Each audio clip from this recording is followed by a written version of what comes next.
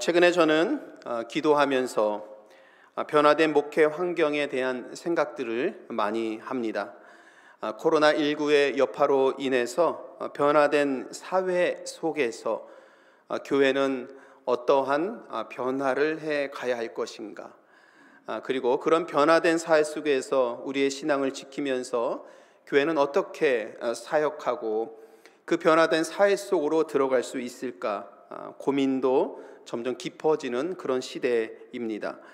여러분, 지금은 우리들이 줌으로 모여서 성경 공부하고 기도회 하는 것 자연스럽습니다만 2년 전에 저희들이 팬데믹을 맞아서 처음으로 줌으로 모여서 기도회하고 성경 공부할 때를 생각하면 그때는 사뭇 매우 어색했던 그런 기억이 떠오릅니다. 그때 팬데믹을 시작하면서 모일 수 없어서 매주 또 수요일 저녁 때 온라인으로 줌으로 만나서 하이델베르크 성경 공부 하셨던 분들이 한 10분 정도 계셨습니다. 매주 줌으로 만나고 중보기도도 줌을 통해서 만나고, 모이지 못했을 때의 금요예배, 주일예배도 유튜브를 통해서 함께 예배를 드렸던, 지금은 어느 정도 자연스럽습니다만 그때 처음에는 많이 어색했던 그런 장면들이 떠오릅니다. 지금 우리 교회는 소모임이 어느 정도 줌과 이런 온라인을 통해서 잘 정착이 되어 가고 있습니다. 그래서 팬데믹 이후에 이와 같은 교회를 하이브리드 처치라고 말을 합니다. 그러니까 대면과 온라인을 병행해서 적절하게 교회 상황에 맞게 모임을 진행하는 교회를 하이브리드 처치, 이렇게 부르기도 합니다. 우리는 포스트 코로나 시대에 맞게, 여러분, 시대에 맞게 전혀 모임에 뒤떨어짐 없이 잘 모이고 있는 겁니다. 그러니까 우리 스스로도 자부심을 갖고 모임에 충실할 수 있었으면 좋겠습니다. 교회에서 고전인 교회란 무엇인가 라는 책에서 한스 킹은 이렇게 말을 합니다. 심각한 위기처럼 보이는 것이 때로는 새로운 계기가 될 수도 있고, 불길한 위협이 발전의 기회가 될 수도 있다. 교회는 시대마다 특정한 상황에서 나온 교회상을 지녀야 한다. 한스 킹은 이렇게 교회를 말을 하였습니다. 코로나라는 그 위기가 우리에게는 새로운 모임의 형태를 제공했고, 우리는 긍정적으로 이와 같은 모습들을 잘 세워가고 있습니다. 교회가 변화된 사회를 반영하지 않으면 아마 도태될 수도 있지요. 그래서 제가 좋아했던 말, 자주 언급하는 말, 본질에는 일치를, 비본질에는 자유를, 모든 것은 사랑으로 라는 말을 다시 한번 떠올려 봅니다. 우리 교회는 이 변화된 사회 속에서 변화된 그 시대를 반영하지만 복음의 본질에 있어서는 온 성도들이 일치 단결하는 그 믿음을 지니되, 본질이 아닌 비본질에 대해서는 서로 자유함을 주되, 서로를 대하고 세상을 대하고 형제와 자매를 만났을 때는 그리스도의 사랑으로 만날 수 있는 그런 모임이 될 때에 교회는 건강하게 세워질 거라고 여러분 믿습니다. 지난주에 우리가 100명의 예배자를 세우는 비전을 함께 나누었습니다.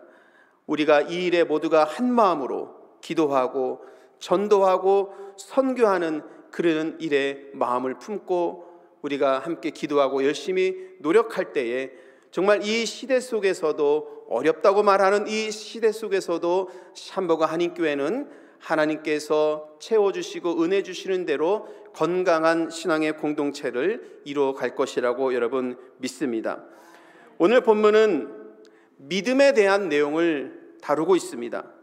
그리고 저는 교회의 건강한 성장을 위해서 우리 모두가 오늘 이 본문의 말씀을 귀담아 들어야 되겠다라고 생각을 합니다. 사도 바울이 이 말씀을 남길 때는 예수님을 믿는 기독교와 율법의 전통을 고수하는 유대인과 심각한 갈등의 상태에 있을 때에 로마서의 말씀을 남겼습니다.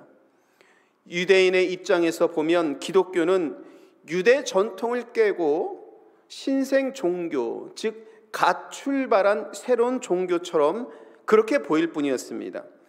그러나 바울은 오늘 말씀을 통해서 유대인의 믿음과 그리스도의 믿음이 근본적으로 어떤 차이가 있는지에 대해서 말씀하고 있고, 분명하게 유대교와 다른 점이 무엇인지를 설명을 하고 있습니다.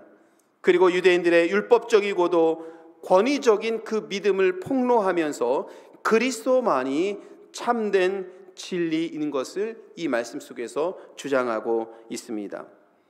바울이 이 말씀 속에서 유대인의 잘못됨을 폭로하는 것은 아브라함의 상속자는 율법과 혈통을 통해서라고 믿는 것입니다. 이것을 유대인들이 지키고 있는 것을 사도 바울이 폭로하고 있습니다. 유대인들은 율법을 믿음으로 착각하고 있는 것입니다. 그들이 생각하는 믿음은 정해진 무엇인가를 행해야 하는 것입니다. 또한 아브라함의 복은 혈통으로 이어진다고 유대인들은 믿고 있었습니다. 이러한 유대인을 향해서 오늘 13절에서 사도 바울은 이렇게 말을 하고 있습니다. 같이 읽겠습니다.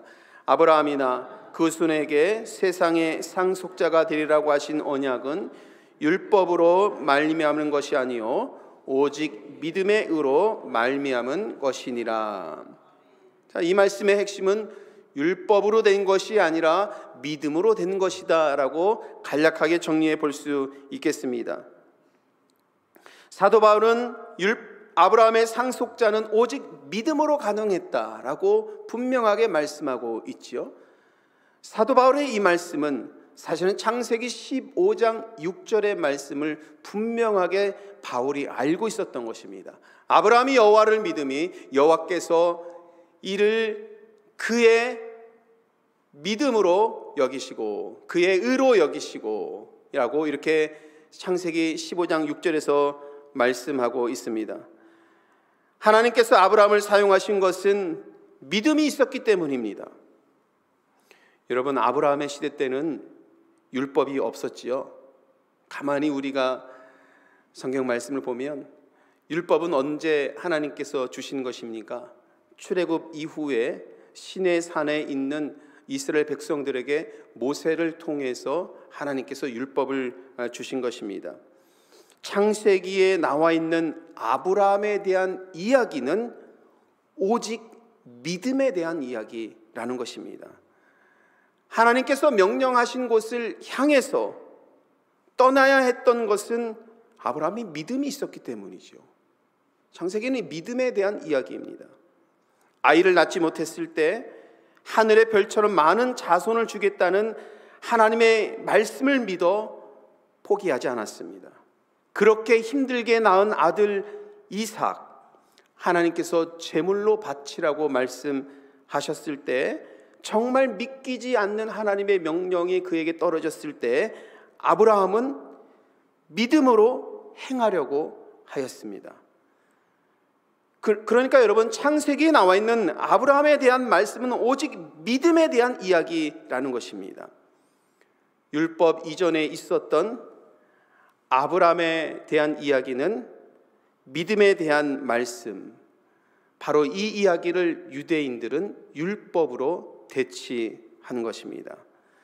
사실 성경은 믿음의 전통에서 하나님의 구속사를 말씀하는데 유대인들은 혈통과 율법이라는 것으로 하나님의 구속사를 이해하고 있었던 것입니다. 바울은 만약 율법을 통해 아브라함의 상속자가 된다면 믿음은 헛된 것이고 하나님의 약속은 파기된 것이라고 오늘 함께 읽은 14절 말씀 속에서도 우리들에게 말씀하고 있습니다. 이렇게 사도 바울은 아브라함의 믿음이 아니라 혈통과 율법만 강조하는 유대인의 거짓을 이 말씀 속에서 폭로하고 있는 것입니다. 여러분, 우리가 이 말씀 속에서 보아야 하는 것, 유대인들이 주장하는 율법을 통한 의는 복을 받기 위한 믿음이라고 볼 수 있겠습니다. 여러분, 어떻게 생각하십니까? 복을 받기 위한 믿음이라고 하면 맞는 말 아닌가? 복 받기 위해서 믿음 생활하는 것 아닌가? 다 그렇게 생각하실 것입니다. 그러나 유대인들은 율법에서 정한 것을 행해야 복을 받고 할례를 받아야 상속자가 되는 것이고, 복을 받기 위해서 무엇인 것을 행해야 된다라고 말을 한 것입니다. 복 받기 위한 행함이라는 것입니다. 이것이 유대인들의 믿음이라는 것이죠. 그런데 오늘 사도 바울은 전통적으로 그들이 갖고 있었던 생각을 바꿔줍니다. 사도 바울의 오늘 이 말씀 속에서 주시는 말의 의미는 복을 주신 하나님의 약속을 믿는 것이 믿음이라는 것입니다. 여러분, 우리 이 믿음이란 무엇인가 같이 한번 읽어보겠습니다. 시작. 복을 주신 하나님의 약속을 믿는 것이 믿음이다. 여러분, 이 믿음의 정의를 다시 한번 마음속에 잘 새겼으면 좋겠습니다. 복을 받기 위한 것이 아니라 복을 주신 하나님의 약속을 믿는 것이 믿음인 줄 여러분 믿으시길 바랍니다. 풍요로운 빛을 공부하는 분들은 지난주 2주 동안 함께 훈련하고 공부했던 내용들을 떠올려 보셨으면 좋겠습니다. 공부를 하면서 하나님의 말씀을 읽을 때 항상 세 가지 질문을 가져야 된다라고 우리가 함께 나누었습니다. 첫 번째는 이 본문 속에서 하나님에 대해서 어떻게 말씀하고 있는가. 두 번째는 이 본문 속에서 인간에 대해서 어떻게 말씀하고 있는가.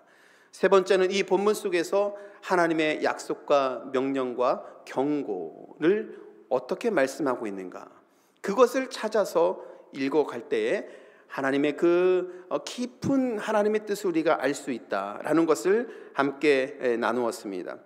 특별히 지난주에는 모세가 죽고 이스라엘을 이끌어야 할 여호수아, 여러분 얼마나 부담이 되고, 하나님께서 그가 따랐던 모세가 가나안 땅에 들어가지 못하고 죽게 된 이후에 하나님께서는 여호수아를 통해서 가나안 땅에서 그들을 인도하라고 명령을 하셨을 때 여호수아는 얼마나 큰 부담과 어려움과 그 하나님의 명령을 감당해야 된다는 큰 마음의 그런 숙제가 있었을 것입니다. 그러나 여호와가 그것을 능히 감당할 수 있었던 이유는 함께 말씀을 보았을 때 하나님께서는 여호수아에게 명령하실 때 그 명령에 하나님의 위로와 약속을 담아주셨다는 것입니다. 하나님은 아브라함에게 말씀하십니다. 가라, 내가 너로 큰 민족을 이루게 하겠다. 하나님께서 명령하십니다. 가라, 고향 땅을 떠나서 내가 너에게 지명한 그 땅으로 가라라고 말씀하십니다. 아브라함의 이 하나님의 이 가라라는 명령만 들었으면 아마 못 떠났을 거예요. 근데 하나님께서 약속을 주십니다. 내가 너로 큰 민족을 이루게 하겠다. 하나님의 말씀 속에는 약속이 담겨져 있습니다. 이 약속을 믿는 것이 여러분 믿음입니다. 하나님의 약속을 믿고 자기 고향을 떠나서 하나님이 지명한 땅을 찾아 나서는 것이 믿음입니다. 바라기는 저와 여러분이 복을 주신 하나님의 약속을 믿는 믿음 지니기를 간절히 소원합니다. 그런데 여러분, 우리들의 현실의 삶에서는 이것을 실천하는 것이 너무 어렵지 않습니까? 오히려 사실 여러분, 율법적인 삶을 살아가는 것이 굉장히 편하다고 해야 될까요? 쉽게 무엇인가를 할 수 있을 수도 있습니다. 어느 정도 정해진 대로 행하면 그것을 행한 것에 대한 보상도 받고요, 상도 받고 성취욕도 생기고, 그렇게 하다 보면은 자발적으로 참여하게 되는 그런 일들이 사실 율법 안에 있으면 그런 일들이 일어날 수 있어요. 그리고 우리가 그러한 세상에서 살아가다 보니까 그런 율법적인 삶에 굉장히 익숙해져 있습니다. 예를 들어서 지난주에 우리가 100명의 예배자를 세우기를 함께 노력하면서 기도하면서 하나님께서 우리 교회를 통해서 역사하시기를 함께 기도하자라고 함께 나누었습니다. 근데 전도하자 이렇게 하니까 여러분들의 마음속에 얼마나 큰 동기부여가 되고 있는지는 제가 일일이 여러분들의 마음을 다 확인할 수 없습니다. 그런데 만약 제가 전도한 분께 금 한 돈을 드리겠습니다, 이렇게 말을 하면 아마 동기부여가 많이 될 것 같습니다. 그렇지 않으세요? 전도한 분에게 100명의 예배자가 세워질 때까지 금 한 돈씩 드리겠습니다. 아마 그러면 동기부여가 좀 확실하게 되지 않을까라는 그런 생각을 하게 된 것이지요. 사실 우리는 이러한 것에 사실 익숙해져 있습니다. 여러분들이 살아가는 세상 속에서는 일을 한 것에 대한 대가를 받으면서 우리가 물질의 소산을 얻지 않습니까? 어떠한 정당한 일을 한 것에 대한 보상을 받아가면서 살아가는 것이 우리 일상의 삶입니다. 우리 세상의 삶이고 우리는 이런 삶에 익숙해져 있는 것입니다. 이런 세상에서 사는데 하나님의 약속만을 믿으면서 살아가는 것, 여러분 결코 쉬운 일이 아닙니다. 그래서 그리스도인들은 세상의 물결을, 이렇게 흘러가는 세상의 물결을 거슬러 올라가는 그런 삶, 그래서 고난의 연속이 되어지는 삶이 그리스도인들의 삶이기도 하는 것입니다. 여러분, 세상은 보상을 위한 방식으로 굴러가지만 신앙생활은 완전히 다릅니다. 신앙생활은 하나님께서 주신 복에 대한 약속을 믿으며 해야 합니다. 이 믿음으로 서 있을 때 약속이 성취되는 은혜를 누리게 되는 것입니다. 여러분, 완전히 다른 차원입니다. 우리가 익숙해져 있는 삶의 방식과는 믿음의 삶은 완전히 다른 방식입니다. 우리가 살아가는 세상의 방식과 믿음의 삶은 이렇게 차이가 있는 것입니다. 그렇기 때문에 여러분, 오늘 이 거룩한 주일에 나와서 함께 예배드리면서 세상의 방식, 익숙해져 있는 그 세상의 방식을 조금이라도 씻어내고 믿음의 시선으로, 믿음의 방식으로 하나님의 약속을 바라보면서 나아갈 수 있는 그 믿음이 우리 가운데 충만하기를 오늘도 소원하면서 기도하면서 이 예배를 드릴 때에 우리는 하나님의 약속을 바라보면서 나아가는 믿음의 사람으로 새롭게 세워질 줄 믿습니다. 그러면 여러분, 사도 바울은 아브라함이 믿는 하나님은 어떠한 분이라고 본문 속에서는 말씀하고 있을까요? 우리 17절 말씀을 통해서 사도 바울이 보고 있는 아브라함의 하나님에 대해서 함께 읽어보도록 하겠습니다. 기록된 바 내가 너를 많은 민족의 조상으로 세웠다 하심과 같으니 그가 믿은 바 하나님은 죽은 자를 살리시며 없는 것을 있는 것으로 부르시는 이시니라. 아멘. 이 말씀 속에서 이제 하나님은 부활의 하나님, 그리고 창조주의 하나님, 이렇게 사도 바울은 아브라함의 하나님을 그렇게 고백하고 있습니다. 아브라함은 사람의 연수가 다하여서 다 끝났다고 생각했을 때 사라의 그 죽은 태를 살려서 이삭을 낳게 하신 하나님을 경험을 했지요. 그 하나님이 무에서 유로 창조하시는 창조주 하나님입니다. 여러분, 부활의 하나님과 창조주 하나님의 공통점은 무엇일까요? 생명을 갖게 한다는 것입니다. 생명을 소생케 한다는 것입니다. 부활의 하나님, 죽은 자를 다시 살리시는 하나님, 무덤 속에서 죽어있는 나사로를 살리신 우리 주님, 아무것도 없는 흑암이 가득한 그 땅에 생명을 창조하시고 그 생명을 통하여서 세상에 빛이 되게 하신 창조주 하나님의 공통점은 생명을 살리는 겁니다. 생명을 살리는 그 일입니다. 오늘 사도 바울은 아브라함이 믿었던 그 하나님은 살리시는 하나님, 창조하는 하나님이다 라고 말씀하고 있는 것입니다. 여러분, 3월 달에 묵상 말씀인 이사야 53장 5절 말씀은 이런 말씀이잖아요. 우리 주님은 우리의 허물 때문에 찔림을 당하셨고 징계를 받으셨을 뿐만이 아니라 채찍을 맞으셨다라는 선지자 이사야의 고백입니다.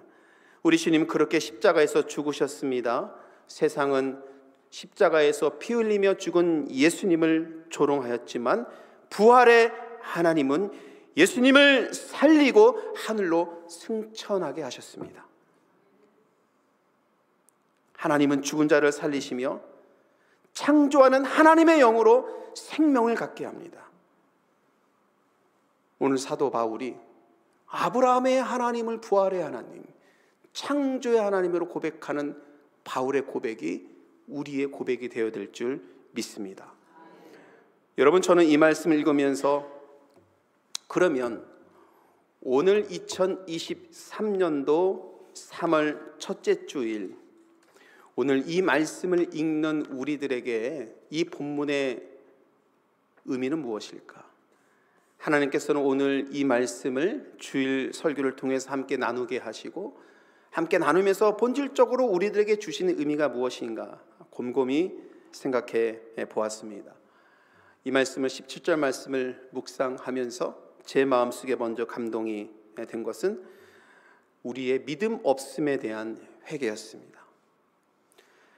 정말 우리가 부활하신 그 부활의 하나님을 믿고 있는지,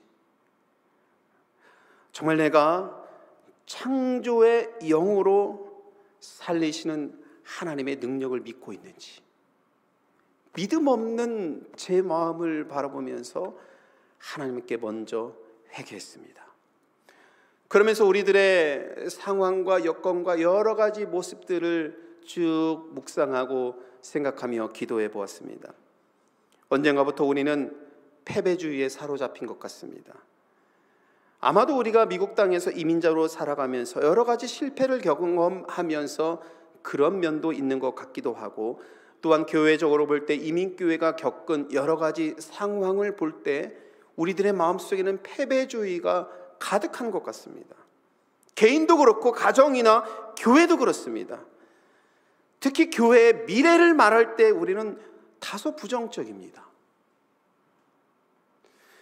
제가 요즘에 설교 초반부에 말씀을 드렸죠. 변화된 목회 환경, 이 시대, 시카고, 샴버그 이런 지역을 놓고 생각을 하면서 이런 시대적인 요청 속에서 우리 교회는 어떠한 사역과 목회를 해야 될 것인가에 대해서 굉장히 깊은 고민과 그런 생각에 빠져 있습니다.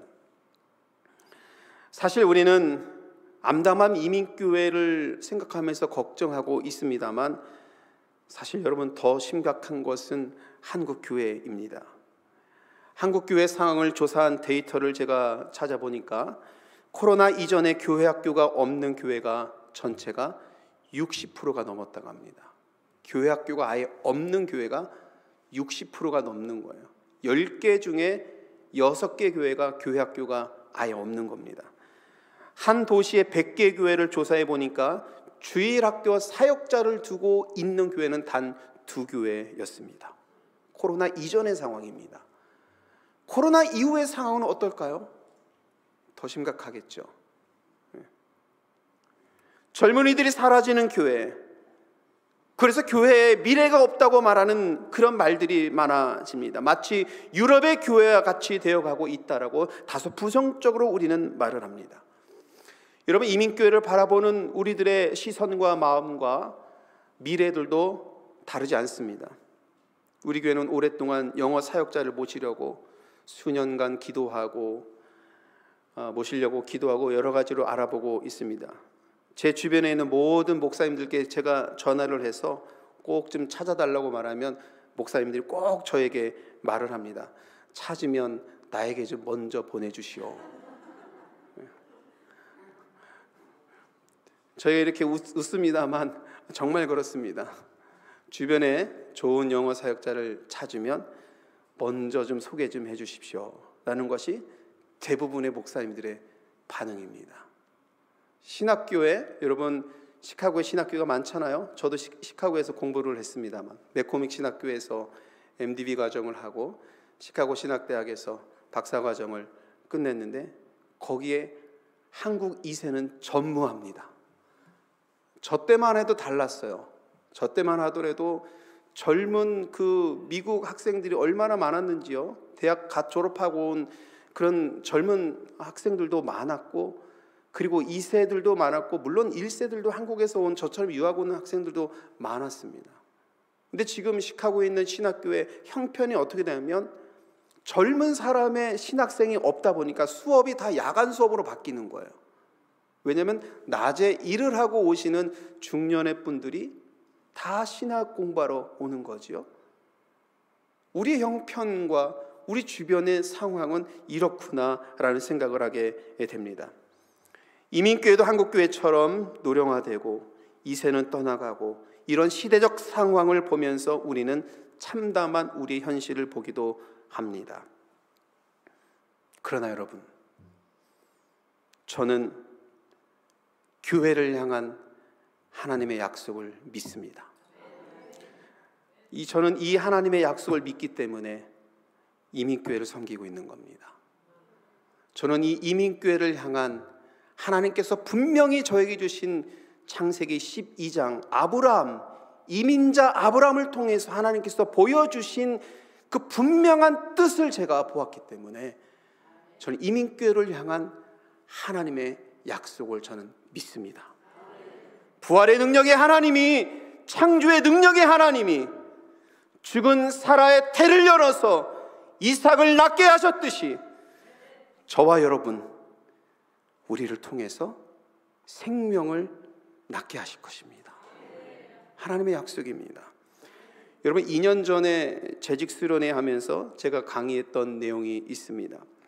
우리 교회는 성장의 한계를 다 맞이한 이 상황 속에서, 이 상황을 인지한 상태 속에서 성장의 한계를 맞이했을 때에 정말 이 성장의 한계를 인정하고 그냥 이 한계를 받아들이는 목회를 할 것인가, 아니면 우리가 겪고 있는 성장의 한계를 갖고 있지만 하나님께서 주시는 창조적인 지혜와 능력으로 이 성장의 한계를 돌파하는 그 은혜를 우리가 가지면서 교회 성장을 이뤄갈 것인가에 대해서 2년 전에 재직 수련회 때 강의를 한 적이 있습니다. 여러분께서 기억하셨으면 좋겠습니다. 이것은 시스템 다이나믹스라는 방법론에서 말씀하고 있는 겁니다.